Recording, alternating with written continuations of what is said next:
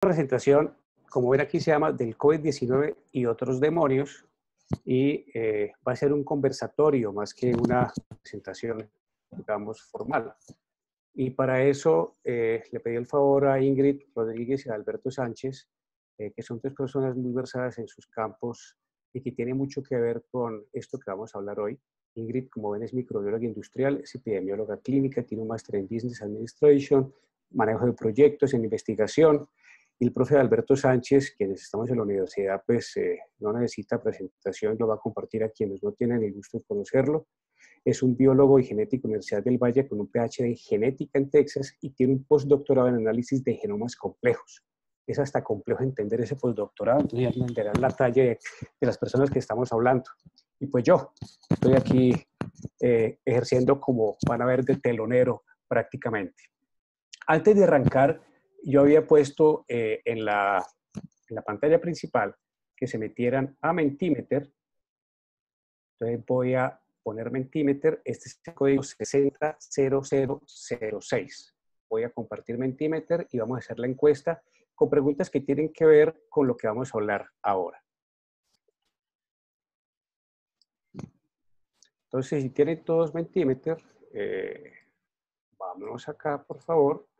Y esta es la primera pregunta. ¿Usted aprovechó el primer día sin IVA y se compró su Smart TV 80 pulgadas? Obvio, Bobis, no. Con ganas, pero ni loco o ni loca. Vamos a dar 30 segundos para cada pregunta. Creo que aquí lo podemos manejar, entre otras. Había 32 personas en la sala. Vamos a hacer un corte de más o menos 15 o 30 segundos. De 5, 4 no compraron el Smart TV 80 pulgadas.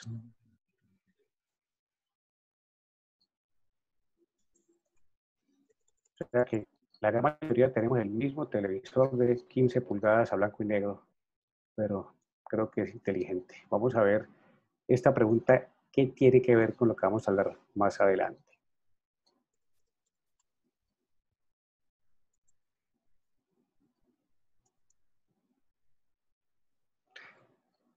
Creo que yo también tenía ganas, pero pues ni loco me iba a meter allá, hay que decirlo. Ok, 12, 13. Vamos a pasar a la segunda pregunta. Un resultado de IgM positivo e IgG positivo para COVID-19 significa paciente curado porque tiene IgG positivo, paciente infectado en proceso de curación o es un examen con falla en reporte. Es imposible que salgan los dos al mismo tiempo.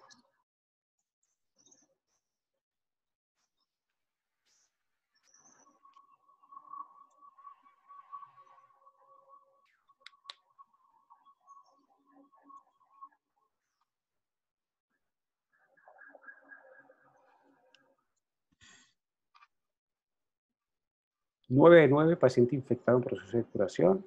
Teníamos 14 en la pregunta anterior, entonces esperemos un mínimo 14 para seguir.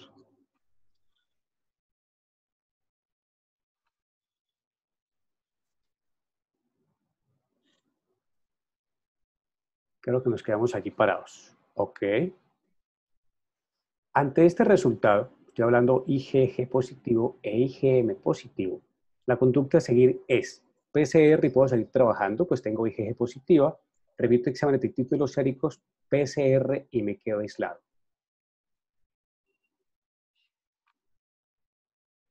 Ay, no he contestado.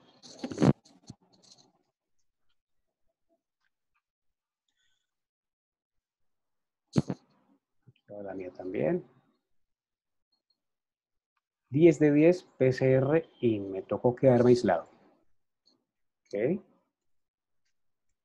Si le repiten las pruebas séricas y ahora ambas salen negativas, ¿cuál es la conducta? Igual hay que hacer PCR, igual encerrado 2 semanas, pues tuvo unas positivas previas, o vuelva a su vida normal. No necesita PCR.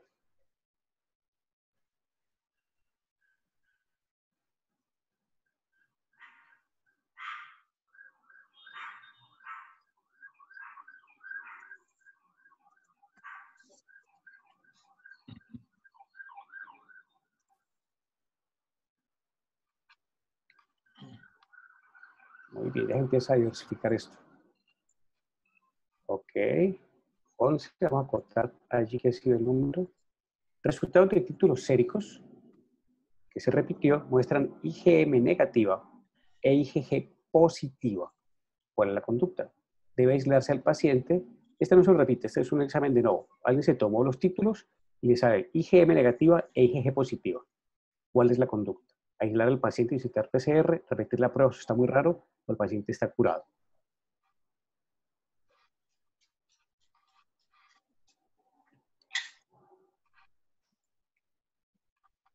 Creo que el profesor Alberto con esta respuesta debe estarse subando las manos así para hablar ahora. 9. Bien repartido, pero ligeramente hacia la curación y a la aleluya. Bien. 10. El paciente, el ejemplo anterior, se repite pruebas. Ambas ahora salen negativas. ¿Cuál es la conducta? Nada, que siga su vida normal, cuidándose como hasta ahora. Hay que hacer PCR, eso está muy raro. O tomemos otra vez muestras séricas para un tercer concepto.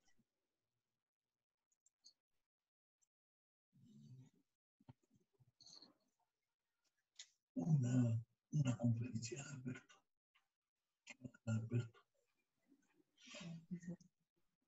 Muy rápido todos prácticamente contestaron que sigue su vida normal. Hay dos personas que dicen esto está raro, hagamos un PCR porque no puede ser que unas salgan positivas y las otras negativas. 11. Ok.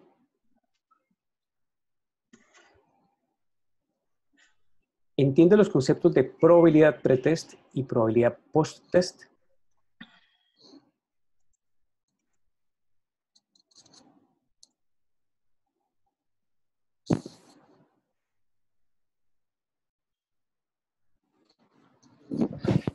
Es muy interesante que la gran mayoría de los que contestan tienen claro que es este cuento de la probabilidad pretest y probabilidad post-test.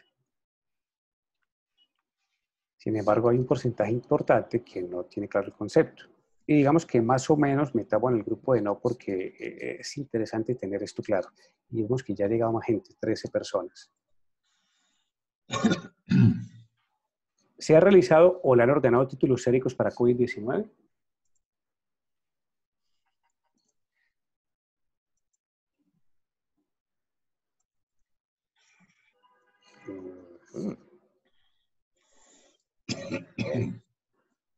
Muy bien.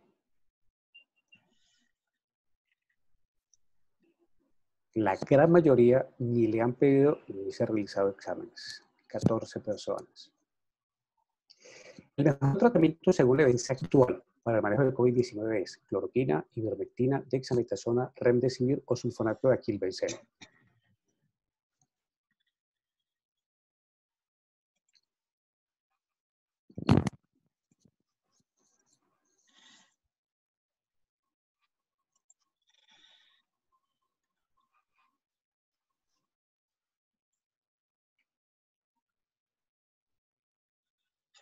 Siete por remdesivir, 3 por dexametasona, 1 por cloroquina, 0 ivermectina, y eso que ya se acabó el cali hoy. Y una sola persona ha puesto sulfonato de aquilbenceno. ¿Okay? Muy bien. Ahí terminamos. Voy a dejar de compartir y estas preguntas las vamos a ver ahora durante la presentación. Perfecto. Bueno. Entonces, voy a empezar contando esta historia de un trabajador de la salud que conozco bien, que estaba asintomático, pero le dio por tomarse títulos de IgG e IgM para COVID-19. Eso fue en junio 12. Ese es el primer resultado que le sale a este personaje. El 12 de junio, a las 10:43, le reportan IgG positivo. Muy bueno, IgM positivo. Ya la cosa no es tan buena, ¿verdad? Y como ustedes, la gran mayoría contestó, la conducta a seguir en este caso sería cancelar consulta, porque estaba en consulta, avisar a sus contactos cercanos, que esos contactos se tomen títulos y por supuesto, avisar a la ARL o a la aseguradora en el caso de quien tenga que hacerlo por cualquiera de las dos. Sin embargo, pide una asesoría y le dicen, hombre, tómese los exámenes en otro laboratorio porque es que no todos los laboratorios tienen los cartuchos certificados. Y efectivamente, el mismo día, unas horas más tarde, el resultado reporta IgM negativo e IgG negativo. Aquí la cosa empieza a complicarse porque ya se ha hecho todo el protocolo, se había disparado, y cuando uno hace eso, ya devolverse y decir, venga, es que como que no era, pues no se puede, ¿verdad? Mientras tanto, ¿qué pasaba con sus residentes? Se tomaron los exámenes IgG e IgM negativas y volvió a tener el aprecio de sus residentes. Y su secretaria tiene un resultado bastante interesante, IgG positivo e IgM negativo, como que está en el grupo de los aleluya que vemos ahora en las preguntas. Pero fíjense, los residentes fueron regañados por andar con un profe sospechoso. ¿Quién carajo va a saber que uno tenía posiblemente pues, un COVID por ahí andando? Y la secretaria, que fue lo más interesante, la ARL le llama y le dice, usted tiene que quedarse encerrada. No le dijeron en la casa, enciérrese en el cuarto de su casa hasta que vayamos nosotros a hacer el PCR porque usted es altamente contagioso. IgG positiva, IgM negativa. PCR, toca hacérselo, ¿verdad? El cirujano se hace el PCR 4 días después, la secretaria logra hacérselo 5 días después, el reporte de la secretaria llega 3 días después, el reporte del cirujano aún no lo entregan, estoy hablando de julio 10, 9, no lo entregan. Y esto es la llamada, y el cirujano aquí está, hecha ayer a las 17:41, 20 minutos esperando que me atendieran nuevamente en la aseguradora para que me manden el resultado. Hasta la fecha no lo ha mandado. Entonces, imagínense si uno dependiera del resultado oficial del PCR, y aquí tengo que aclarar que hay dos PCRs, uno que tanto me demoraba que la Universidad del Valle logré hacerlo por ser trabajador de la universidad y me lo entregaron rápidamente, pero este resultado, que es el oficial entre comillas, no lo han entregado todavía. Estaría todavía aquí sentado en la casa ayudando a lavar más platos y mi esposa estaría feliz, pero que yo no, porque estaría un mes guardado sin poder trabajar si dependiera de este resultado. Ahora, la secretaria le pedí que se tomara otros exámenes de PCR de títulos, perdón, me entregaba el PCR. Acuérdense que este es el primer examen. Salió positivo y negativo el IgM. Repetite los exámenes, los dos negativos. En el laboratorio que yo me tomé la segunda muestra. Entonces, en Plata Blanca, ¿qué generó todo este episodio de ir a tomarse las pruebas así por curiosidad?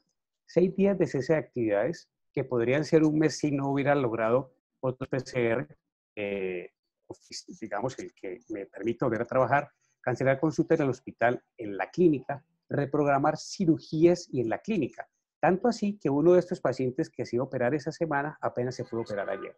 Fíjense todo el caos que genera esto, pero esto no es un fenómeno local. Cuando uno va a buscar en internet, por ejemplo, uno lee esto es del grupo de Bata Blanca, creo que se llama. Pacientes reactivos sin sintomatología se les ordenará aislamiento preventivo sin incapacidad. Ni la ARL ni la EPS generan incapacidad, entonces tienen que estar a la casa. Eso aparentemente suena bien y empieza uno a ver mensajes de personas que dicen, a mí la EPS me mandó a aislar, pero no me incapacitó. Me van a descontar la plata de esos 7 días. Y otras personas dicen, hay gente esperando resultados y sin incapacidad, como este personaje que todavía podría estarlo haciendo. Entonces la pregunta que uno se hace es, ¿estas cosas por qué ocurren si llevamos desde el principio del 2020 hablando del coronavirus, de las pruebas, de las conductas que se debe hacer? Y la respuesta es estar acá. Los exámenes no son confiables al 100%, y vamos a ver ahora por qué. No todas las marcas de pruebas rápidas son aprobadas, es decir, reportan falsos positivos y falsos negativos. Entonces, con la incertidumbre de los resultados y esta variabilidad clínica, las probabilidades que se presentan son las siguientes. Tenemos un paciente infectado o un paciente sano, ¿verdad? Si un paciente infectado le toma exámenes, pues deben salir positivos en teoría. Y lo mismo, si un paciente sano se toma exámenes, los exámenes deben salir negativos. Pero no es tan fácil como se presenta aquí en el papel. Porque un paciente infectado puede tener exámenes negativos, y estamos hablando de falsos negativos, o un paciente sano puede tener exámenes positivos, y estamos hablando de un falso positivo. Pero para sumarle un poquito más de complejidad a esta ecuación, tenemos andando por la calle el gran porcentaje posiblemente que son infectados asintomáticos. Y estos infectados asintomáticos pueden tener exámenes positivos, que deberían tenerlos. Pero uno dice, ¿este examen positivo será porque este señor está infectado en realidad o será un falso positivo? Y lo más grave es el infectado asintomático que se toma examen y sale negativo. Este personaje es el vector de contagio que anda por la calle trotando sin tapabocas, montando bicicleta en el mercado, que se quita el tapabocas para hablar y que es el vector de contagio que hace que esta tabla suba. Y que posiblemente se metió a comprar televisor de 80 pulgadas sin tapabocas para poder hablar rápidamente y que no le quiten su televisor. Entonces, a uno le dicen, listo, tiene exámenes que no sabemos exactamente qué son, hagamos el PCR. La pregunta es, ¿con el PCR salimos de la duda? Entonces, con este encierro que tuve yo estos 5 días o 6 días, me puse a leer y empecé a leer tablas y yo veía esto y decía el chance de infección antes del test, el chance de infección cuando era negativo, y veía las tablas del CIDEIN, Ingrid, que se llama el IETS, perdón, que saca unas tablas bastante complejas, pero ni idea cómo entenderla. Por lo menos yo no logro entender. Entonces, como les decía, yo estoy haciendo de telonero y voy a dejar a los expertos que nos expliquen un poquito cómo empezar a interpretar estas cosas, y aquí empieza la charla y yo simplemente voy a pasar las diapositivas y le doy la palabra al profesor Alberto y a Ingrid para que nos ilustren sobre esto. Muchas gracias, doctor Ocampo, por esa introducción. Bienvenidos a todos. Y pues aquí vamos a tratar de hacer un conversatorio con la doctora Rodríguez, que es una experta epidemióloga y se ha dedicado bastante a todas las pruebas. Y pues yo voy a hacer un poco de soporte y backup en lo que es la fundamentación, las ciencias básicas detrás de eso. Entonces, yo creo que podemos avanzar a la siguiente. Perfecto. Hoy estamos enfrentados ante un patógeno bastante particular, que no es nuevo en el sentido de que ha estado acompañándonos en nuestro ecosistema, nuestra casa de todos, que es la Tierra, desde hace muchos años, pero que por cuestiones naturales, como pasa con todos los seres vivos, pues es sometido a algo que llamamos el proceso de evolución, y eso significa que hay cambios, que cambia. Y este patógeno viral, nuestro amigo SARS-CoV-2, pues es el resultado de esos procesos evolutivos. Es un nuevo integrante en la casa que tiene unas variantes diferentes a las de sus predecesores y que hoy nos tiene en esta situación, nos tiene un poquito de cabezas. Este es un virus especial con un nombre que denota un poco su anatomía, su morfología. Le pusieron ese nombre de coronavirus, o a esta familia a la cual pertenece este amigo, entidad viral. Es una familia que llaman la coronavirus porque ustedes lo ven ahí en la gráfica. Su morfología, su anatomía es la de una corona, así se le denomina. Miren ustedes esa esfera llena de espículas que asemejarían o que darían la idea de una corona. Y es un virus especial porque su hospedero natural no lo tenemos tan determinado. Y yo ahí quisiera que la doctora Rodríguez nos hablara un poquito de eso, de los zoonotópicos, que es un tema bien interesante con entidades virales. Doctor Sánchez, muchas gracias, y al contrario, el placer es para mí. Este poquito de recordar y de saber de dónde proviene el coronavirus es un poquito para entender también por qué el origen de las pruebas y hacia dónde va enfocada cada una de las pruebas. Como usted lo mencionaba, los coronavirus o la familia Coronaviridae, como se le llama en microbiología, es una familia que venimos siendo expuestos hace mucho tiempo. La primera cepa, digamos que de tipo humano o de tipo influenza con un comportamiento gripal se detectó en los años 60, posteriormente hubo en el 2005, en el 2012. Lo que pasa es que hay dos tipos que migraron de hospedero. Su hospedero inicial eran animales, y al migrar de hospedero al hospedero humano, obviamente, como usted lo mencionaba, mutó, se adaptó, y como el humano no estaba adaptado a ese tipo de coronavirus, la reacción fue mucho más fuerte Y ahí es donde empieza, en el 2005 y en el 2012, cuando aparecen el MERS y el primer SARS, digamos que esas pequeñas primeras epidemias con coronavirus de tipo beta, que es un tipo de subfamilia de la familia, que empiezan a migrar. En el caso específico del SARS-CoV-2, el SARS-CoV-2, como lo mencionaba el doctor, al verlo al microscopio electrónico, tiene esa forma parecida a la corona que forma cuando se forma un eclipse en la corona solar, y por eso se le da el nombre de coronavirus a esta familia. ¿Dónde está la diferencia? Es que la diferencia es que el RNA mensajero que tiene ese virus para poder infectar al hospedero está recubierto por una capa lipídica y por una serie de proteínas, la proteína S, la proteína M y la proteína E, que son las que anclan y, digamos, que traducen el material hacia el nuevo hospedero. En este caso, el nuevo hospedero somos pues los hombres, el ser humano. Y ahí es donde empieza, digamos, que la agresividad, porque el cuerpo no está o no tiene esa respuesta inmune normal que podría tener ante un SARS-CoV de tipo alfa, que son los que se comportan tipo influenza, y por eso, digamos, que empieza toda esta cadena de sintomatología y de epidemia, de pandemia, por la forma agresiva en la que se comporta.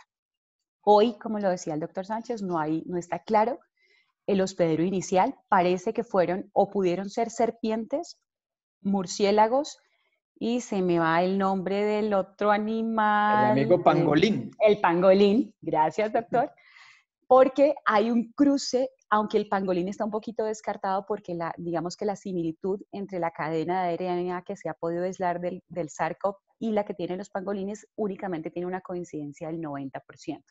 Pareciera estar más ligado con murciélagos y serpientes, pero aún no lo sabemos. Entonces, básicamente el tema de la mutación era un virus que era de hospedero propio de animales, por eso se le llama zoonotópico, y migra de hospedero, y al migrar de hospedero, obviamente, muta y tiene digamos que un componente viral mucho más alto. Doctor. Ok, la siguiente, a ver, como vamos a hablar de virus, vamos a hablar de diagnóstico viral, pues vale la pena también hacer algunas precisiones con respecto a estas entidades biológicas. Lo primero es que no estamos al frente de un ser vivo, estamos al frente de un ensamblaje supramolecular que se comporta como un parásito obligado. Esa es, digamos, a nivel general, técnico-científico, la denominación que se le da a los virus. Y estas entidades biológicas son muy interesantes porque son simples en su composición, y la gráfica no lo demuestra, y ya la doctora Rodríguez lo ha mencionado. Es un ensamblaje supramolecular que se compone de una envoltura lipídica con unas proteínas, asemejando un poco a lo que es nuestra membrana celular, y envuelto por debajo de esa estructura una cubierta proteica que protege la, llamémoslo así, parte más importante del virus, que es su material genético. En el caso de la familia de los coronavirus, estos virus pertenecen a lo que en la taxonomía viral denominamos virus de tipo RNA, que ese es su material genético. Y esto, que al parecer simplemente lo veríamos como una característica taxonómica que utilizan los virólogos para la clasificación, tiene un valor muy importante. Y un valor muy importante porque nos está hablando un poco de la estrategia de lo que este ensamblaje molecular tiene para su mecanismo de multiplicación en las células del hospedero. Los virus RNA son virus que primero, desde el punto de vista evolutivo, denotan una gran antigüedad. Hay muchas hipótesis biológicas que apuntan a que la vida en el ambiente terrestre surgió a partir de moléculas hereditarias de tipo RNA y que luego hubo una evolución hacia el DNA. Por lo tanto, eso significaría que los coronavirus y todos los virus que son RNA son entidades que han estado acompañándonos prácticamente desde el inicio de los primeros experimentos de vida en la Tierra. Eso significa que tienen una historia de marcas evolutivas muy antigua y que han aprendido en la naturaleza a sobrellevar muchas presiones, y que en ese material genético hay encerradas muchas pistas de cómo estos virus han sido capaces de mantenerse en el tiempo. Han aprendido a resistir muchos retos. La naturaleza los ha retado, como por ejemplo a partir de hospederos que desarrollan respuestas inmunes como nosotros y algunos de los mamíferos, de donde provenimos, Y eso hace que probablemente estas familias virales nos causen tantos problemas. Hay otros virus que son los virus DNA, son virus más recientes, porque tuvieron que, digámoslo así, sufrir ese proceso evolutivo de arrancar primero en RNA y luego pasar a DNA, como somos nosotros los seres humanos y todos los que llamamos seres vivos.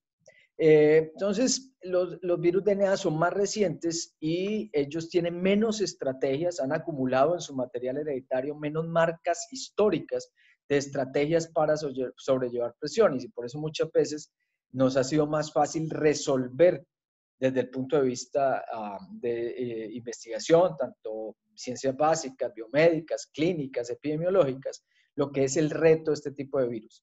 Pero en el caso de los coronavirus, ahí estamos, hemos estado de buenas, nos tocó uno de esos fósiles moleculares, así les llamamos nosotros, uno de esos ensamblajes supramoleculares que tienen toda esa historia. Pero a pesar de ese reto, pues hay otras cosas que podemos aprovechar de esa composición. Y de hoy vamos a hablar precisamente de eso en lo que se refiere a pruebas diagnósticas. Vamos a aprovechar la composición de dos elementos claves en la estructura del virus: su material genético y las proteínas. Doctora Rodríguez. No, doctor, creo que más claro no pudo quedar la clase y simplemente digamos que este recordes anterior, esta aclaración anterior, es porque eso que hemos escuchado de las proteínas espiga, de esas proteínas, de esa capa lipídica que recubre o que protege ese material genético, son las encargadas de poderse unir con ese nuevo hospedero y traducir ese RNA a que ese RNA se combine con el material genético del hospedero y permita infectarlo. Entonces, ¿por qué nos permitimos recordar esto antes? Porque muchas de las pruebas diagnósticas van a ir enfocadas o bien sea a identificar esa combinación genética entre el RNA del virus y el ADN del hospedero, bien sea a la presencia de ese antígeno contra el anticuerpo específico del virus, o la tercera, que sería la posibilidad de detectar que el nuevo hospedero está generando una respuesta inmune, que es cuando hablamos de la medición serológica de inmunoglobulinas. Entonces, para poder entender, digamos, que el concepto de cada una de esas pruebas es que nos permitimos aclarar un poquito como el tema de composición o de microbiología del virus, pero es simplemente por eso. Entonces, podemos seguir, doctor Ocampo. Entonces, viendo un poquito de eso y como lo explicó fabulosamente el doctor Sánchez, básicamente hoy están disponibles 3 pruebas, en Colombia solo tenemos disponibles 2. Las más, digamos que la diferencia está en que unas podrían ser pruebas diagnósticas para saber si, por ejemplo, el doctor Ocampo tiene o no tiene, o está infectado o no con SARS-CoV. Otras son exclusivamente para tamizar, y es decir, si está generando su cuerpo una respuesta inmune. Y una tercera, que sería el test inmunológico, que es el que no tenemos nosotros disponible, es poder hacer exactamente la relación antígeno-anticuerpo, la detección antígeno-anticuerpo contra el virus. Hoy solo tenemos disponibles 2, que serían la PCR, que es la prueba molecular para detectar la presencia de ese material genético mezclado con el material genético del hospedero, y las otras son test serológicos para mirar la seroprevalencia, es decir, que el cuerpo está haciendo una respuesta inmune, está generando unas inmunoglobulinas, está activando su sistema inmunitario, pero eso no significa hoy, aunque muchos de los cassettes y las pruebas de diferentes laboratorios estén diciendo que son específicas, no nos está diciendo que esa inmunoglobulina G o inmunoglobulina M esté siendo activada contra la proteína S, la proteína E del SARS-CoV. Simplemente nos está diciendo, usted está teniendo una respuesta inmunitaria. Exacto, ese es un punto muy importante que ha traído la doctora Rodríguez, y es el hecho de que las pruebas, como las tenemos hoy diseñadas, tienen 2 blancos específicos, ya lo ha dicho muy bien. Uno es detectar la entidad viral y la otra es detectar la respuesta del organismo ante esa entidad viral.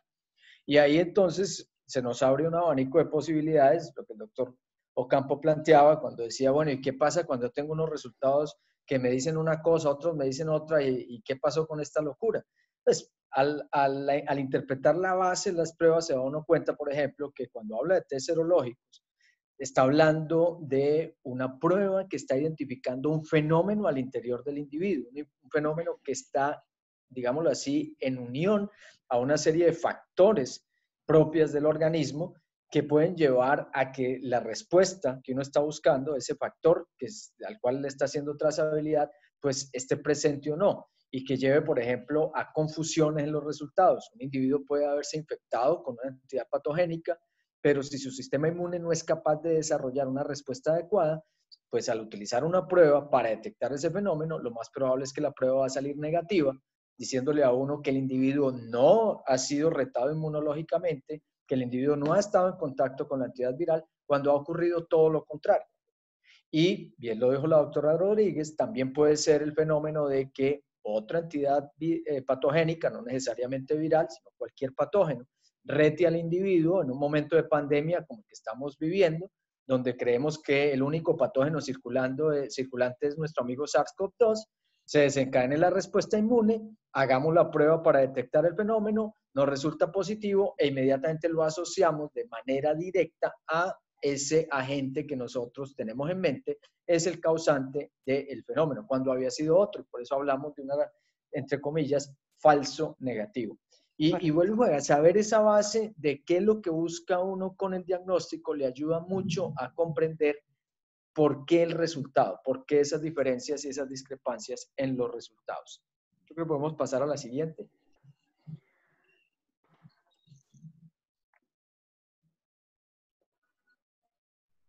Esto es básicamente lo que veníamos mencionando ahorita y entonces hoy vamos a hablar de dos tipos de pruebas y esas pruebas no pueden estar aisladas de tener un entorno epidemiológico claro y es un factor de exposición, que haya un factor de exposición, si hay o no hay sintomatología y aquí más que nunca, y lo mencionaba ayer el doctor Sánchez magníficamente, y es que hoy más que nunca la clínica del paciente juega un papel muy importante.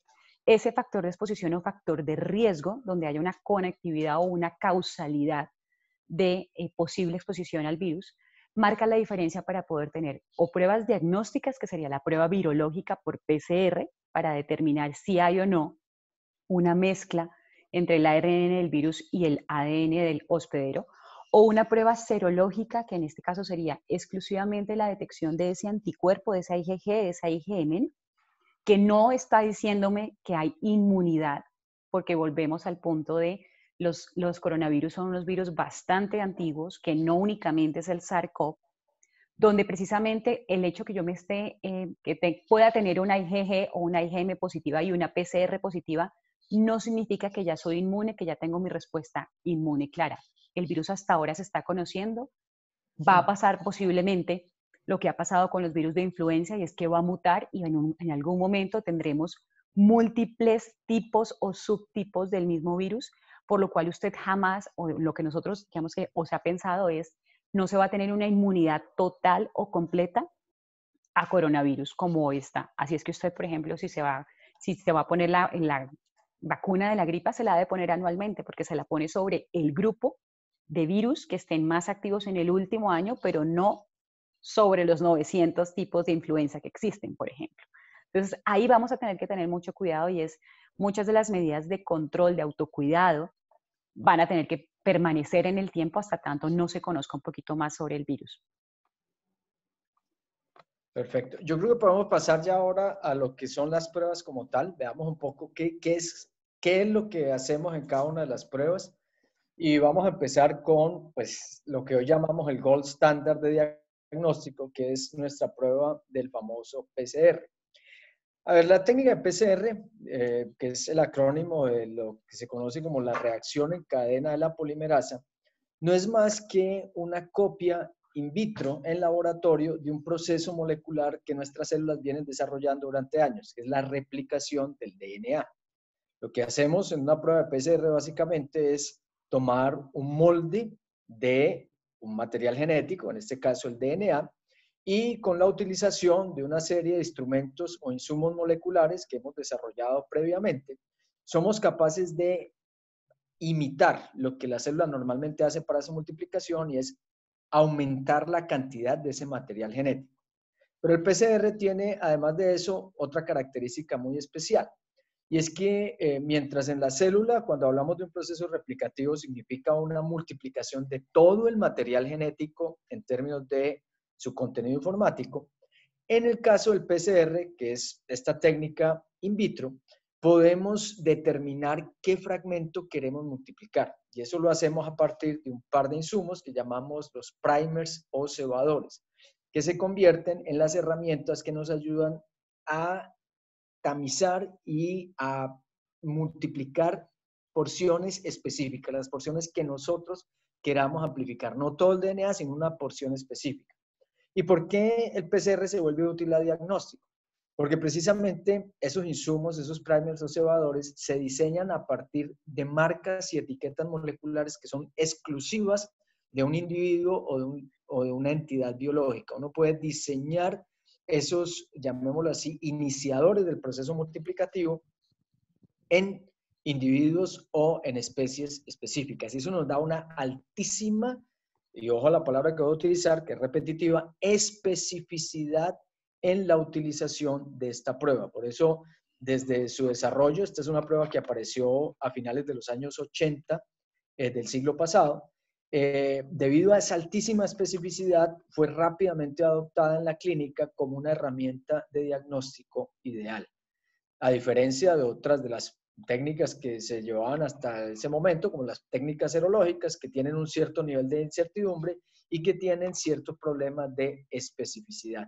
Entonces, la PCR nos presenta eso, nos da la posibilidad de tomar el material genético de un individuo, de una especie biológica, de una entidad biológica, utilizar mis insumos de trazabilidad de identificación, que son los cebadores, y realizar un proceso de multiplicación de ese material genético en una zona específica tantas veces como yo lo quiera hacer.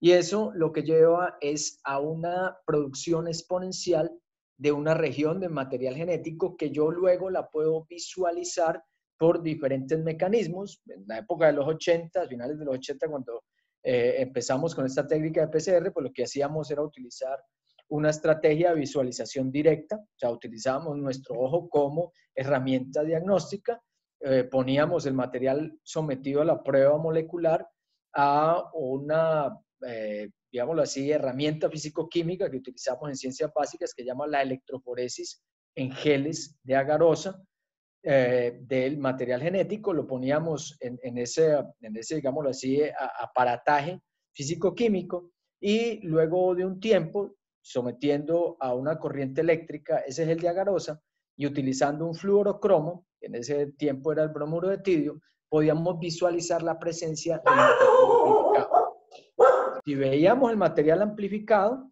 decíamos entonces que habíamos tenido éxito, que habíamos partido de un material genético 0 o 1, si lo queremos llamar así, con nuestros primers lo habíamos aumentado y que habíamos logrado, digámoslo así, reconocer la presencia de ese material genético. ¿Qué se hace entonces para la prueba de PCR para nuestro amigo SARS-CoV-2? Pues lo que hacemos básicamente es, a partir de una muestra biológica que llega al laboratorio, realizamos un proceso de aislamiento del material genético del virus, en este caso RNA. Ese RNA le hacemos un proceso previo de transformación a DNA, un proceso que se llama la retrotranscripción, y a partir de ese DNA retrotranscrito utilizamos primers específicos para una región de SARS-CoV-2, utilizamos la técnica de amplificación y pasado un tiempo, en un equipo que se llama el termociclador, podemos de alguna manera detectar la presencia o no del material genético del virus. Hoy les tengo que decir que ya no utilizamos el ojo como herramienta para decir si hay o no hay. La técnica se ha desarrollado de una manera increíble desde los años 80 hasta hoy y hoy disponemos con equipos de amplificación, los famosos termocicladores, que ellos mismos, por la acción de un fluorocromo también, hacen la detección de ese material genético. Este paso de detección prácticamente está unido al paso de desarrollo o logística de la prueba en uno solo, lo cual, les quiero decir, ha hecho que la prueba adquiera un valor muchísimo más efectivo en diagnóstico, porque estamos disminuyendo un parámetro muy importante en pruebas diagnósticas, que es el error humano. Estamos de alguna manera, como ya no es, si vemos el gel y creemos que sí hay o no hay, que está intenso, que no está intenso, no, el equipo se le da unos parámetros específicos en los cuales él es muy preciso en esa detección Eso nos ayuda a disminuir ese error experimental que puede tener toda prueba diagnóstica, y eso hace que la PCR hoy, vuelve y juega, se vuelva en ese gold standard de detección molecular. ¿Podemos pasar a la siguiente, doctor Ocampo? Porque Claro creo que que aquí lo único digamos, estaría para complementar la clarísima explicación de la técnica de PCR del doctor, es para que ustedes tengan claro lo que se llama prímero cebador, serían esos nucleótidos o oligonucleótidos complementarios que una vez uno traduce al ADN y la separa, si encuentra la presencia del virus, lo que hace es ensamblarse y empezar a replicarse, amplificarse. Si no lo encuentra, pues no hay cómo esas dos cadenas puedan unirse. Entonces, básicamente lo que se conoce como prímero cebador, es la cadena complementaria de ese ADN que al encontrarse se ensambla y se amplifica. Si no se encuentra, pues no hay presencia del virus. Antes de pasar a la otra, que creo que lo vamos a tocar más adelante, toda la técnica está, digamos, muy bien diseñada desde el punto de vista de la, ¿cómo llamarlo?, de la química o de la microbiología, no sé cuál es la palabra exacta, pero necesitamos que la toma de la muestra sea adecuada, ¿verdad? Y creo que más adelante vamos a hablar de eso, porque Exacto. no lograremos nada con esta tecnología si la muestra no se toma bien. Y ahí digamos que hay un factor humano importante para tener en cuenta. Precisamente, y pasamos por eso a la siguiente diapositiva, en toda prueba, sea PCR, sea serológica, hay 4 conceptos básicos que siempre escuchamos y en muchas pruebas las hemos leído, que es sensibilidad, especificidad, eficiencia y fidelidad. En el caso específico de PCR, por ejemplo, podemos tener contaminación de la muestra y tener falsos positivos o falsos negativos. Si la muestra además fue mal manejada, pudo haber degradación de ese ADN, y al tener esa degradación de ese ADN, al tratar de hacer el proceso, no se va a dar. Entonces ahí podríamos tener falsos positivos y falsos negativos por contaminación, por mala manipulación, o porque simplemente la forma de captura o el lugar de captura de la muestra, que ahorita vamos a verlo, digamos, dónde se está capturando hoy y los porcentajes de sensibilidad y especificidad para la prueba de PCR para SARS-CoV, pueden variar de acuerdo a esa cantidad de contenido de material genético que está disponible. Entonces, hablamos, por ejemplo, de sensibilidad, o hablamos que una prueba, uno buscaría que tuviera alta sensibilidad y alta especificidad,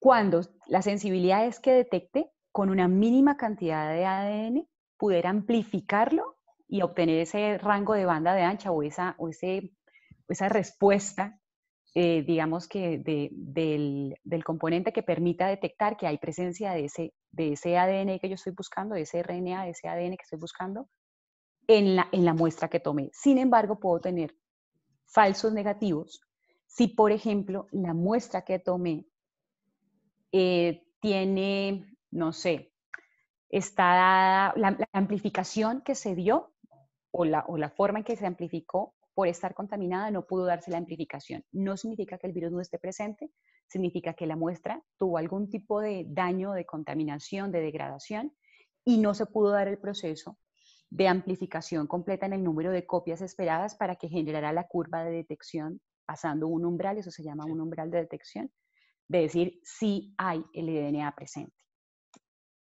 No sé, Doc, si usted quisiera explicar los conceptos de especificidad. No, está perfecto. Yo lo único que añadiría es, y el doctor Ocampo lo ha dicho muy bien, la importancia de la muestra, la toma de la muestra, porque esa cantidad mínima de material genético para ser amplificado, para ser sometido a la prueba, está muy relacionado con la calidad de la muestra. Y más aún en entidades virales como SARS-CoV-2, que ya dijimos pertenece a la familia de los virus RNA. Al parecer yo le he dado mucha importancia al RNA y he dicho, oiga, de toda esa historia que ha tenido, todo ese aprendizaje que ha tenido, pero eso también tiene unos costos en el mundo biológico. Y es que el RNA es una molécula bastante lábil, muy lábil. Los que hemos trabajado en el laboratorio con RNA, yo recuerdo por allá en los años 90, principios de los 90, empezaba a trabajar con RNA. Lo primero que le decían a uno en el laboratorio es, no lo toque, no lo mire, cuidado, ya se dañó. Es una molécula que el ambiente es muy hostil para su estabilidad. Entonces, si yo tomo una muestra que no es, digámoslo así, conservada, mantenida de una manera adecuada, eso muy probablemente hace que al momento de llegar al laboratorio la muestra y a la de empezar su procesamiento, la cantidad de material disponible para su detección pues disminuya dramáticamente y nos lleve a estar por debajo de esos niveles de sensibilidad que ha explicado la doctora Rodríguez, y por lo tanto la prueba, al ser procesada, nos da un resultado negativo. Nosotros estamos pensando que es un negativo, que no había entidad viral. Resulta que al momento de la toma de la muestra sí había las partículas, estaban las partículas detectables, pero por ese mal procesamiento, por ese mal manejo de la muestra, al ser ya sometida a la prueba, nos da ese resultado negativo. Tan lábil que se mata con jabón, ¿verdad? Bueno, ahí lo del jabón en términos del coronavirus lo que busca es desintegrar esa barrera lipídica que tiene el virus para su protección y dejar expuesto al RNA para que ahora sí el ambiente rápidamente lo degrade, lo inactive de manera natural. Por eso, y gracias por decirlo, oiga, lavarse las manos debe ser esa estrategia de oro para prevenir la multiplicación y la expansión de este virus. ¿Podemos pasar? Sí, Sí, adelante. Sí, ya explicamos los conceptos. Bueno, este sí es específicamente porque hoy la OMS, la Organización Panamericana y todas las organizaciones mundiales están considerando la prueba virológica, la prueba de PCR como el gol estándar diagnóstico, es porque precisamente uno lo que busca es una alta sensibilidad y una alta especificidad para detectar ese genoma del virus, ese ARN mezclado con el ADN. Entonces, esa es la única forma que yo tengo realmente hoy de comprobar un paciente está infectado. ¿Dónde están o dónde empezamos a tener dificultades? Y básicamente vamos a empezar de abajo para arriba en la diapositiva. Estudios han demostrado que esa sensibilidad y esa especificidad se puede modificar de acuerdo al lugar y toma de la muestra. Entonces, por ejemplo, el hisopado faríngeo, que es como hoy se toma, la muestra que es bastante, digamos, además específica para mirar, porque usted hoy puede tener infección por bacterias o por otros virus respiratorios, por ejemplo, en ciertas zonas del país donde estamos en época de lluvias. Ese hisopado faríngeo tiene tan solo un 32% de probabilidad de que salga la prueba positiva. Es mucho más baja, por ejemplo, que si usted lo hace en esputo o que si lo hace en lavado broncoalveolar de los pacientes que ya tienen sintomatología severa. Y si ustedes ven, si lo hacen hisopado nasal o si lo hacen en heces fecales, porque también uno de los componentes de SARS-CoV es esa manifestación en mucosa intestinal, podría ser aún mayor. Entonces, la toma de la muestra, el lugar de la toma de la muestra, la técnica de toma de muestra y la conservación de la muestra empiezan a tener o a cobrar un factor importante en esa positividad del virus. Hoy sabemos que la vida del virus podría, o la detección del virus podría darse en un paciente sintomático desde el primer día de aparición de los síntomas y podría seguirse generando como positiva hasta un periodo de más allá de 6 semanas, de acuerdo a ese tipo de respuesta que tiene el paciente. Sin embargo, tenemos el caso, y todos hemos escuchado de un caso cercano, de un paciente, y volvemos a lo que mencionábamos al inicio de la importancia hoy de la clínica y de los factores de riesgo y de exposición que tenga ese paciente, con toda la sintomatología asociada a SARS-CoV, con imágenes diagnósticas donde tenga los conglomerados pulmonares que estén diciendo hay una infección por SARS-CoV, pero puede la PCR salir negativa. Y puede salir negativa 2 veces y solo hasta la tercera o cuarta salir positiva. Entonces, ahí tiene que haber una mezcla y un análisis de si usted tiene un paciente con sintomatología, con un factor claro de exposición, de causalidad, trátelo como un vector positivo porque la prueba, si bien es muy específica y es muy sensible, puede tener errores por lo que ya mencionamos anteriormente. No sé, doctor, si quiere usted complementar algo más. Perfecto. Eso es básicamente el mensaje grande que hay que dejar. O sea, no necesariamente el negativo ya es lo que estamos en nuestra encuesta. Qué bueno, aleluya, salgamos, ya estamos libres, no hay ningún problema. No, es simplemente una prueba que nos ayuda a esclarecer más para una toma de decisión clínica correcta. Pero no es ese último elemento ya para ponerse en blanco y negro, o estoy bien o estoy mal. Es apenas una escala de grises que se puede clarificar más con esa clínica. Y aquí me voy a permitir un punto más, y es cualquiera puede entrar a la página del ministerio, o hay ciertos laboratorios acreditados, y ahí es la invitación, porque tienen los equipos y las técnicas muy validadas para hacer las pruebas. Usted podría tener fácilmente un PCR positivo, donde pudiera tener una contaminación con un ADN que se hubiera, digamos que, apareado con el primer, se hubiera amplificado y no necesariamente pudo haber sido SARS-CoV. Entonces, la recomendación es que se va a tomar las pruebas, realice las pruebas en uno de los laboratorios que están hoy acreditados y certificados, que eso le va a aumentar un poquito la confiabilidad de que el resultado que obtenga es el indicado, es el correcto. Sí, es cierto. Y para tranquilidad de los escuchas, anoche conversábamos y yo preguntaba que si la muestra de toma fecal es por hisopado o es por toma fecal. Para que estén tranquilos, es por la toma de la materia fecal. Coprológico normal, sí. Valga la aclaración. Ok. Siguiente, Doc. Bueno, aquí viene el ELISA, nuestra segunda estrategia, que es la estrategia de pues la detección, ya no del material genético del virus, sino la detección o de las proteínas de la entidad viral o de la respuesta del individuo ante la exposición del patógeno. O sea, nos vamos a la parte proteica.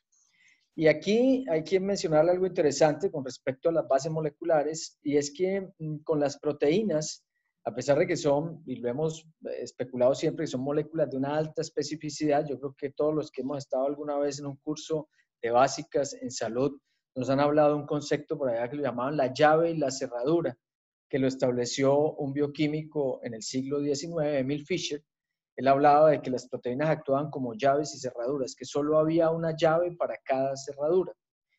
Hoy sabemos, hoy, al año 2020, ese modelo lo hemos cambiado y sabemos que las proteínas no son esas moléculas que tienen esa respuesta llave-cerradura, sino que hay algo que llamamos la inducción de interacción, que el medio ambiente, condiciones como por ejemplo la temperatura, el pH, las condiciones osmóticas, las condiciones iónicas, cambian esas posibilidades de interacción entre proteínas y por lo tanto, algunas veces esos sistemas de detección que buscan identificar proteínas, pues se ven sometidos a esos factores ambientales.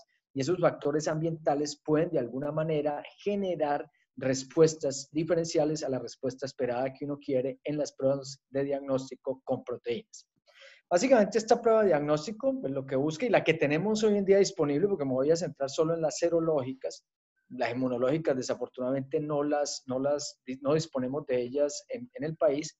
En las pruebas serológicas lo que se busca es nuevamente detectar la presencia de anticuerpos como un resultado de un fenómeno de identificación serológica por parte de nuestro sistema inmune a esta entidad viral, que es nuestro amigo SARS-CoV-2. Entonces, lo que se hace básicamente es, en la toma de muestra del individuo, generalmente sangre, buscar que existan poblaciones de anticuerpos que nos estén registrando que el individuo fue sometido a un reto inmunológico.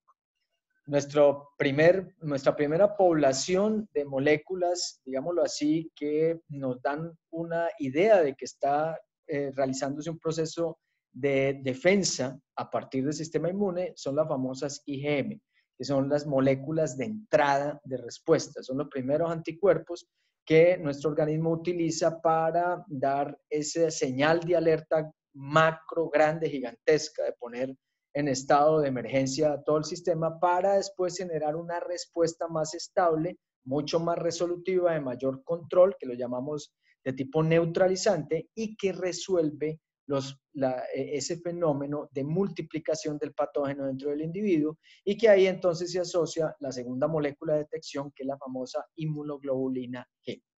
Entonces, ¿qué es lo que tenemos en nuestros cartuchos, estos famosos cartuchitos que estamos usando para diagnóstico, que los vemos a todos lados y que decimos las pruebas rápidas?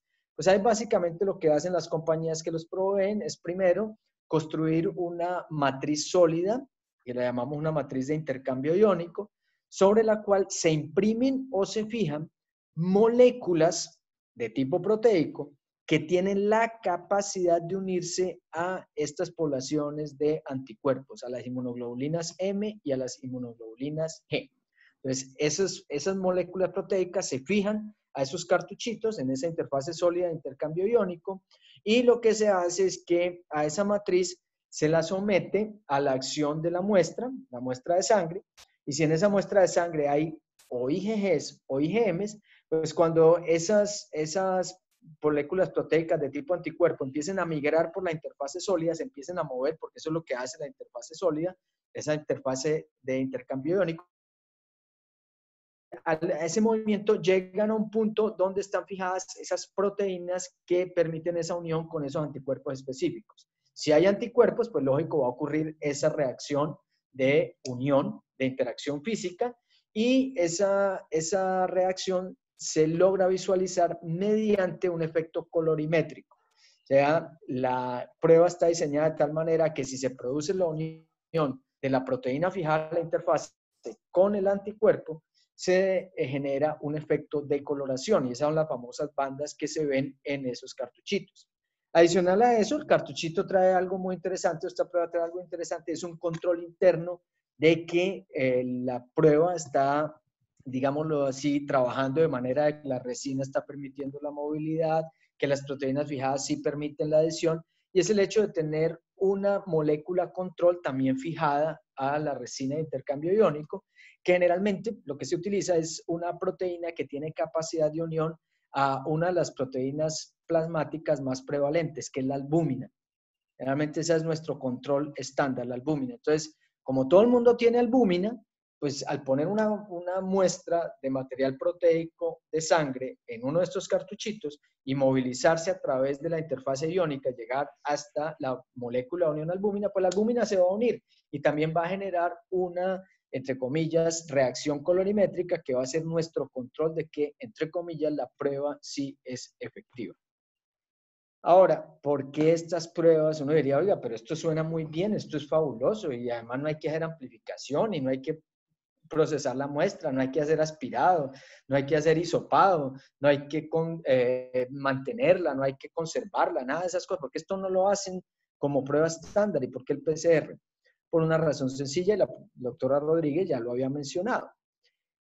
Aquí estamos detectando simplemente presencia de población de anticuerpos, pero no estamos seguros si esos anticuerpos son contra, en este caso, nuestro amigo SARS-CoV-2, o si son en contra de otra entidad patogénica que genera respuesta inmune. No sabemos eso.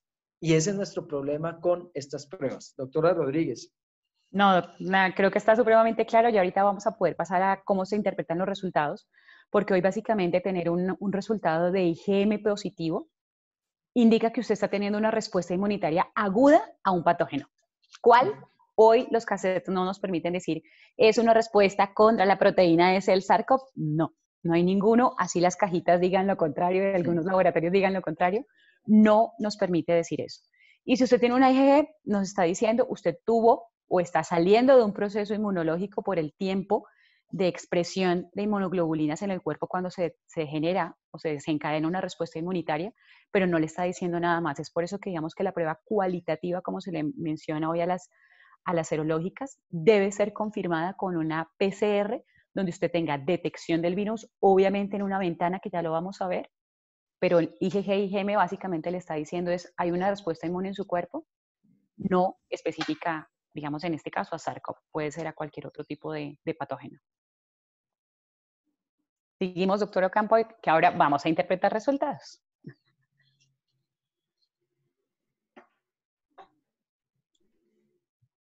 Doctora Rodríguez, adelante. Eso es su campo. Bueno, entonces aquí vamos a empezar con una dinámica bien interesante, y es cómo se hace la interpretación de resultados o cómo puede variar la interpretación de resultados si usted tiene un paciente sintomático o si tiene un paciente asintomático. Y es básicamente con todo lo que vimos ahorita de cómo son las pruebas, cuál es su objetivo, qué es lo que están buscando, qué están identificando. Básicamente en un paciente positivo sintomático, uno podría detectar por PCR de acuerdo a donde tome la PCR. Entonces, por ejemplo, en nasofaringe usted podría detectarlo una semana previa a que la persona tuvo el contacto. Por ejemplo, el doctor Ocampo tuvo contacto con un paciente hoy que parece ser positivo. Hasta ahora estaría iniciando el periodo de incubación, porque además nos faltó mencionar que usted tiene un periodo de incubación de ese virus, es decir, mientras ese virus tiene contacto con el hospedero, traduce o emite, o se mezcla ese ARN y ese ADN, y es lo que llamamos el periodo de incubación, que hoy sabemos que puede ser entre 4 y hasta 20 días, de acuerdo al sistema inmunológico de ese paciente. Usted tiene un periodo de incubación, que es en el tiempo donde su cuerpo está mezclándose con ese ARN, por lo cual usted, por ejemplo, por hisopado faríngeo podría tener una prueba positiva desde una semana pre-inicio de síntomas, en el caso de generar síntomas, en esa ventana de contagio se le llama, hasta máximo 6 semanas, pero la curva puede ir bajando en términos de carga viral que tenga. De igual forma va a tener diferentes, digamos que posibilidades de tener ese resultado positivo o negativo de PCR, si usted lo toma en la semana 1, en la semana 2, en la semana 3, y si lo toma nasofaringio, si lo toma en lavado broncoalveolar, alveolar, si lo toma en esputo, si lo toma en heces. De la misma forma, las pruebas serológicas, las pruebas de inmunoglobulina, sí, el cuerpo ya ha tenido que estar expuesto y ha tenido que generar esa respuesta inmuno, por lo cual la positividad de las pruebas va a ser posiblemente después de la segunda semana, donde usted ya haya iniciado síntomas o donde ya haya tenido al menos 2 a 3 semanas de exposición en los asintomáticos, ya lo vamos a ver, para que haya una generación de respuesta inmune. Básicamente el tema de respuesta inmune, y es lo que pasa igual que en las vacunas, hay personas que las vacunas, que es digamos que la inyección de un ente biológico que va a generar una respuesta, puede producir o no puede producir síntomas. Hay niños, hay adultos en que la vacuna les genera alguna reacción, hay otros en que no, simplemente se desencadenó la respuesta inmunitaria y ya. Entonces, por eso es que pueden o no haber pacientes asintomáticos con IgGs o con títulos serológicos positivos que pudieran ser comprobados como positivos por un PCR, pero que nunca tuvieron sintomatología. Entonces, básicamente aquí empezamos con el punto.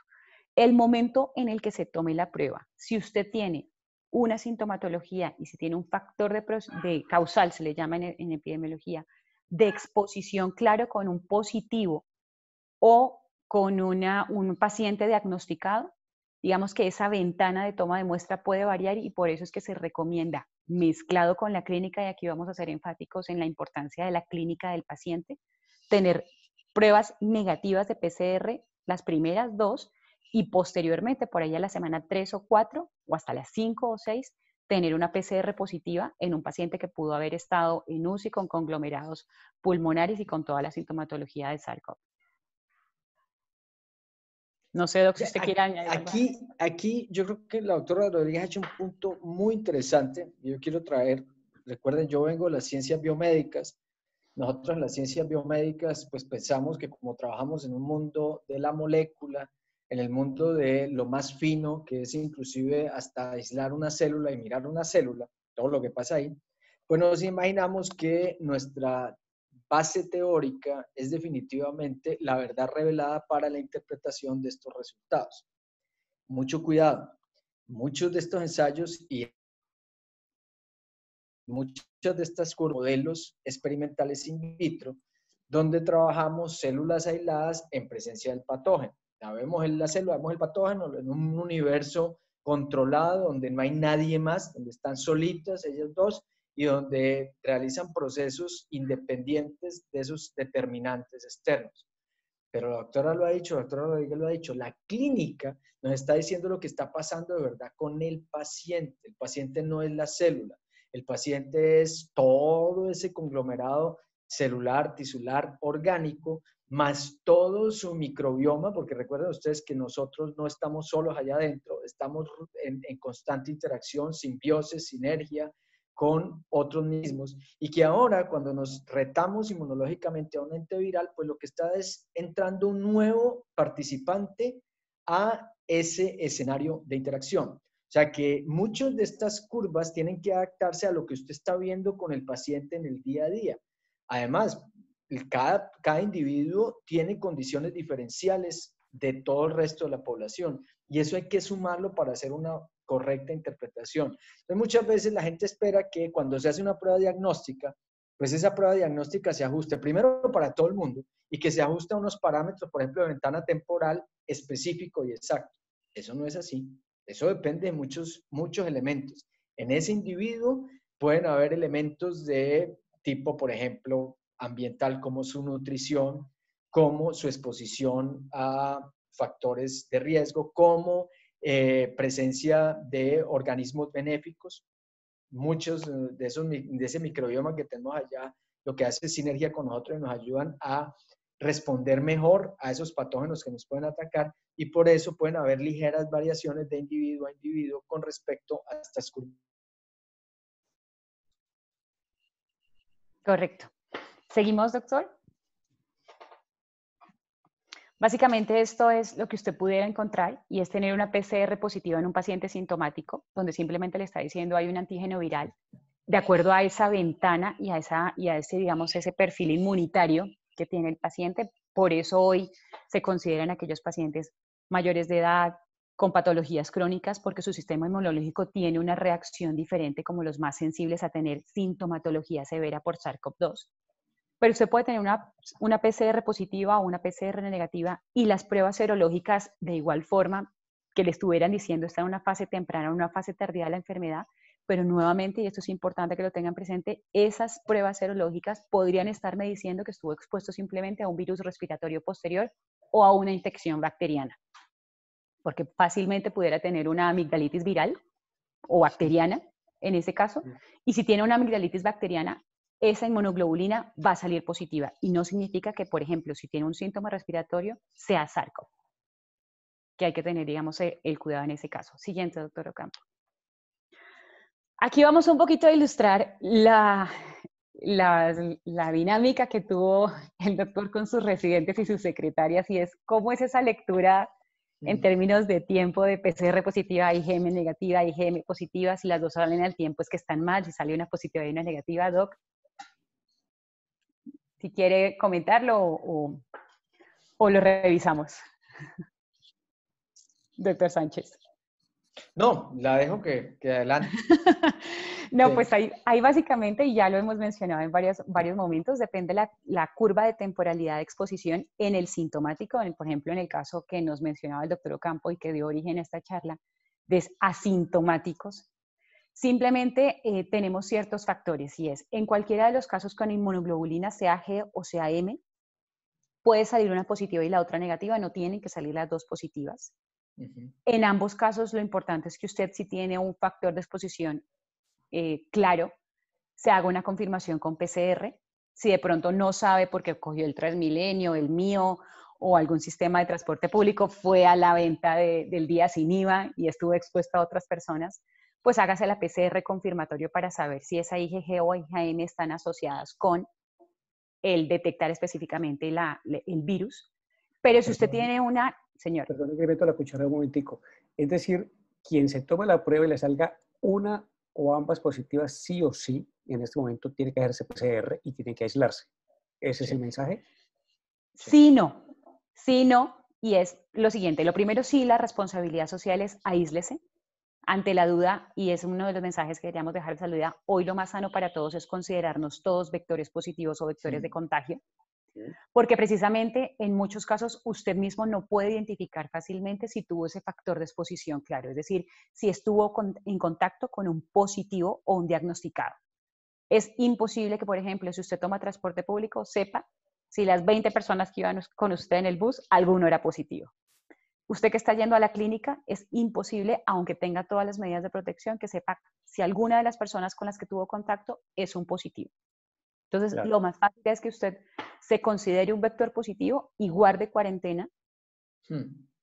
Llame a su institución prestadora de salud, comente el caso e inmediatamente, digamos que hoy el protocolo del ministerio es, le enviarán o les sugerirán, le harán que le hagan el PCR a través de hisopado faríngeo. Precisamente por eso, porque es muy difícil. Al inicio de la pandemia era muy fácil saber si usted tuvo contacto con una persona que estaba o que vino. Pero acabamos de ver que el hisopado faríngeo no es el mejor de todas las técnicas para estar seguros. Entonces entramos como en ese círculo. Pero es la más fácil, hacer un lavado broncoalveolar en un paciente sano. Es complicado. Para la gente que está aquí todavía conectados. Yo sé que nos hemos pasado un poquito de tiempo, nos quedan 5 o 6 minutos, pero es que el mensaje que queremos dejar es muy importante porque lo que discutíamos es, estamos pegados en la toma de decisiones con base en exámenes que, como yo lo he dicho Alberto y lo he dicho Ingrid, tienen muchas aristas de dónde fallar. Entonces, y aprovecho para decir que al final voy a abrir Mentimeter porque hay una pregunta que dejé a propósito para que la contesten al final y la van a ver después. Entonces, sé que nos hemos pasado, pero creo que vale la pena. Adelante, por favor, qué pena. Doc, yo le quiero decir algo ante el comentario que usted le hace a la doctora Rodríguez, que le pregunta, bueno, entonces, positivos, inmediatamente PCRs. No, eso no es decisión del paciente. Lo que ha dicho la doctora Rodríguez es muy cierto. Lo mejor para el paciente como individuo responsable es, me aíslo, es cierto, puedo ser un vector positivo, me aíslo, pero aquí el llamado de atención grande ya viene para las entidades reguladoras en los sistemas de salud. Eso ya es una responsabilidad de nuestro sistema de salud de cuál es el siguiente paso. Y ahí sí debería ser mandatorio el PCR. Ahí sí debería utilizarse el gold standard. Pero de pronto no decirle a la población en general, al individuo como persona, oiga, hay que hacerse PCR porque entramos en un problema, ahora es de tipo de salud pública. Se nos pueden infartar los sistemas de diagnóstico. Claro, Lo que les tengo que decir que desafortunadamente nuestro sistema hoy de diagnóstico, nuestra plataforma de diagnóstico a nivel nacional es una plataforma que es muy estable en términos de calidad, pero es en términos de cantidad. No estamos en capacidad de procesamiento masivo. O sea, hoy no tenemos un sistema de laboratorios articulados en red que nos diga, oiga, podemos masificar estas pruebas. Pero por eso entonces dejarle a la gente la decisión autónoma de yo me hago un PCR, porque créame, hoy yo sé que el costo, pues dentro de las pruebas diagnósticas es de los costos altos, pero no es un costo exagerado como era hace unos años. Hoy hay laboratorios que están ofreciendo la prueba en un valor inclusive por debajo de los 200,000 pesos. Eso significa que puede haber mucha gente con la capacidad adquisitiva, sin necesitar la prueba, de ir a utilizar un espacio para alguien que sí necesitamos se haga la prueba. Entonces, nuevamente, el llamado de atención es, como individuos no tomemos esa decisión, pero sí el sistema debe inmediatamente prender las alarmas y utilizar un protocolo de intervención donde, haciéndolo una buena anamnesis, haciendo un buen seguimiento de tipo semiológico, llegue a la última, digámoslo así, decisión final, que es, listo, hagamos PCR porque definitivamente este individuo sí necesita ser confirmado. Perfecto. Voy a darle paso aquí a la siguiente. Si quieren, podemos adelantar. Esta, ok. Ese básicamente es cómo sería en un asintomático, y en un asintomático básicamente, regularmente lo que se hace primero es una prueba de tamización, que es como se le conocen hoy a las pruebas serológicas, y es identificar si usted tiene una respuesta inmunitaria andando, y ya después, si usted tiene un factor de exposición o empieza a generar síntomas, digamos que hoy el sistema de salud, por la congestión y por lo que mencionaba el doctor Sánchez, es que haría una PCR por costos y digamos que por no congestionar el sistema de pruebas, porque hoy el listado está disponible. Yo creo que se lo envíe si lo quiere compartir, Doc. Son pocos los laboratorios que están acreditados como tal para dar unos resultados severos. Hay una pregunta y precisamente, bueno, justamente, dale. Si quiere poner la siguiente diapositiva, y es si hubo contacto con un paciente positivo, ¿cuál es el mejor momento de realizar la PCR? En ese momento, y volvemos al punto, no es mandatorio que usted se haga PCR. Si usted ya tuvo contacto con un positivo, hoy, digamos que el protocolo del ministerio es, si hay una ventana clara y si, por ejemplo, yo, Ingrid Rodríguez, llamo a mi sistema de salud y digo, tuve contacto, perdón, doctor Sánchez, lo voy a tomar de ejemplo con el doctor Alberto Sánchez, que dio positivo hace 2 semanas. ¿Cuándo tuvo contacto? Se arma la ventana de temporalidad. Ahí se detecta en qué momento de posible fase de infección estoy yo. En ese momento, de acuerdo a la fase de infección, lo primero es hacer inmunoglobulinas por costos, más si yo no tengo síntomas. Si me dicen, ¿usted tiene sintomatología? Y le digo, no. Se detecta IgM, IgG, para saber si estoy en fase aguda o en fase tardía. De acuerdo a eso, y si yo inicio el tema de sintomatología, ahí sí se mandaría PCR. Pero mandar PCR porque tuve contacto con un positivo hoy, por la cantidad de muestras que se deben procesar en el país, Una Si locura. si estoy asintomático, no es la conducta. Entonces, para responder al doctor al Osorio, sería, si usted tuvo contacto con un sintomático, de acuerdo a esa ventana de temporalidad, una prueba serológica de detección de inmunoglobulinas. Si no ha tenido sintomatología, igual, ya más sabiendo que usted sí tuvo un contacto directo, aíslese, mantenga su cuarentena y pues espera a la evolución de los síntomas. De pronto, ahí yo les voy a comentar algo. De pronto, como estamos en un ambiente donde hay una gran cantidad de lectores técnicos, científicos, y están leyendo la última de Nature y la última de Science, mucho cuidado con lo que se interpreta de publicaciones en Corea. Corea tiene un sistema único de diagnóstico, es exclusivo para Corea. Corea, por ejemplo, como le decía el doctor Ocampo, que estaba preocupado hace rato con cómo me van a hacer la prueba en heces. Corea, por ejemplo, sí ha implementado el sistema de diagnóstico a partir de coprológicos. ¿Por qué lo ha hecho? Porque resulta que las células del epitelio intestinal son unas células bien interesantes. Son unas células dispuestas a la absorción. O sea, que son unas células que, por ejemplo, si llega uno de nuestros amigos SARS-CoV-2 a entrar en contacto con ellas, rápidamente va a ser endocitado y ese podría ser un escenario ideal para multiplicación viral. Y eso ha hecho, por ejemplo, que en Corea se tengan resultados de PCR positivo en materia fecal a solo 5 días de exposición al riesgo. Y lo ha mostrado. Entonces uno diría, no, pues entonces el PCR es bueno a 5 días. No, el PCR es bueno en esa muestra, por esas condiciones especiales de esa célula. Pero en la condición que nosotros hacemos PCR, que es o de aspirado nasofaríngeo, o en el caso extremo, ya con un paciente severo, estos lavados, pues ahí sí nos toca esperar. No podemos hacerlos a los 5 días porque la sensibilidad de la técnica no nos da esa precisión. Otra cosa que quiero decirles, Corea, también con respecto a Corea, Corea ha desarrollado unas técnicas de diagnóstico con PCR que son casi que únicas para ellos. Ellos utilizan una técnica que se llama el PCR isotérmico. Es un PCR que tiene la capacidad de darnos resultados positivos en 15 minutos. Y por eso muchos han visto, de pronto, si se conectan a canales internacionales, CNN, Fox News o algo, muestran hay veces imágenes de Seúl, donde la gente va en su carro, le hacen el aspirado nasofaríngeo, una especie de en una zona de estancia y en 20 minutos regresa a otra casilla donde le entregan el resultado. Esa es una técnica de PCR isotérmico que es muchísimo más rápida que la técnica que hoy tenemos, con niveles de sensibilidad tan Colombia y que les ha permitido a ellos. Perdimos al doctor Sánchez.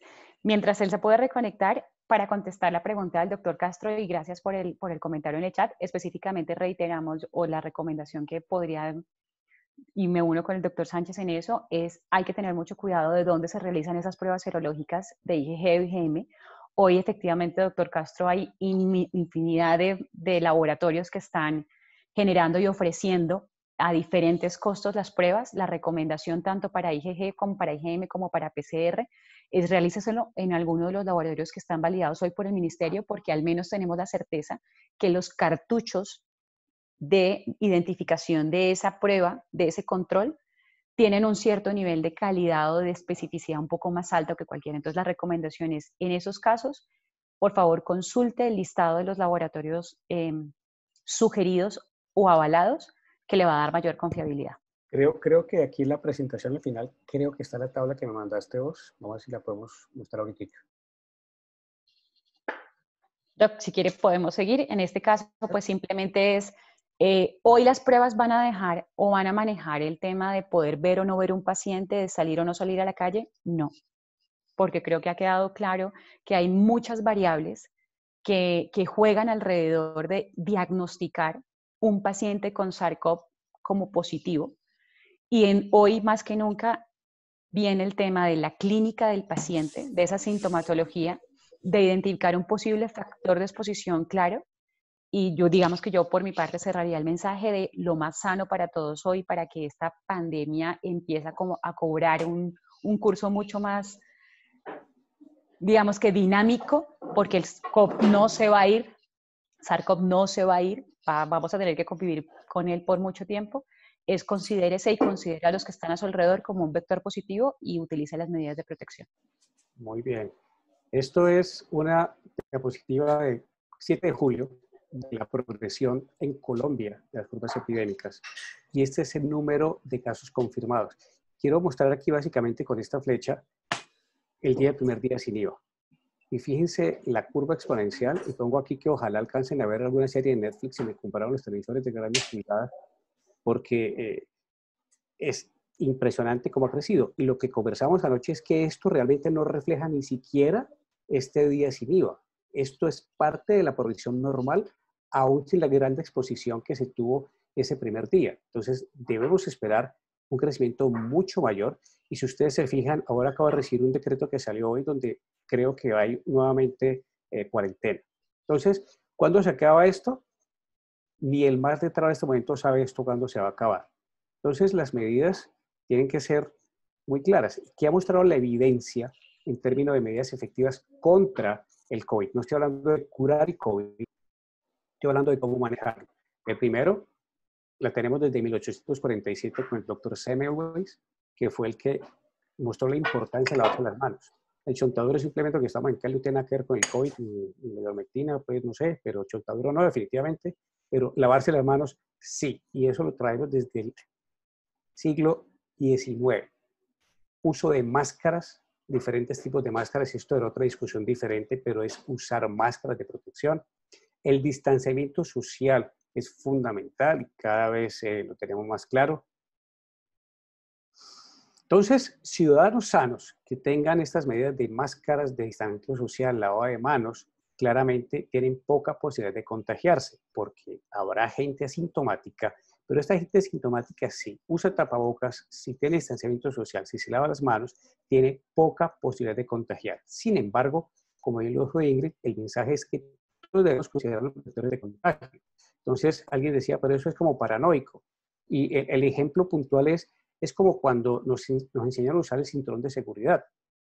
Usar el cinturón de seguridad no significa que nos vamos a estrellar, pero ya que nos estrellemos, que puede pasar, pues estamos seguros. Es exactamente lo mismo.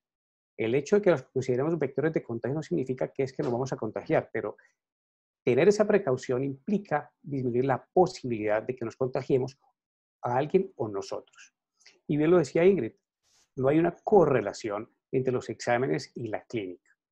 Y este meme que lo saqué esta mañana es muy claro. Tu PCR dice que no, pero tu TAC de toras dice que sí. Entonces, no podemos pegarnos de los exámenes.